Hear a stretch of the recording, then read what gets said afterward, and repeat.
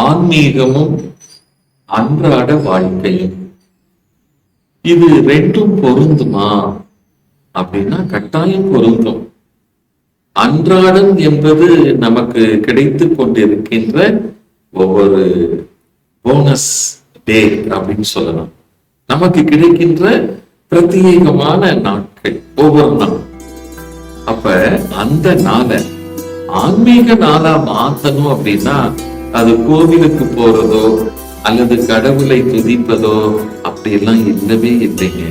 நீங்க தவறா நினைத்து கொள்ளாதீர்கள், தவறான கருத்துக்களை ஏற்றுக்கொள்ளாதீர்கள்.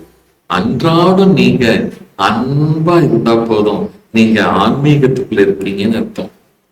அன்றாடம் நீங்க அமைதியா இருந்தா போதும், நீங்க ஆன்மீக வாழ்க்கை வாழ்றதா அர்த்தம். யாருக்கும் எந்த ஒரு தீங்கு நினைக்காம எல்லாருக்கும் நன்மையை நினைச்சு முடிஞ்ச வரைக்கும் அடுத்தவங்களுக்கு உதவியா, சேவையா, ஆறுதலா, ஆதரவா நீங்க இருந்தீங்கன்னு வைங்களேன், உண்மையில் சொல்ல போனா நீங்க தான் உண்மையான ஆன்மீகவாதி. உங்களால அன்றாடம் ஆன்மீகத்துல நிச்சயமா இருக்க முடியும். ஆத்ம நமஸ்காரங்கள். வாழ்க வளர்க்க.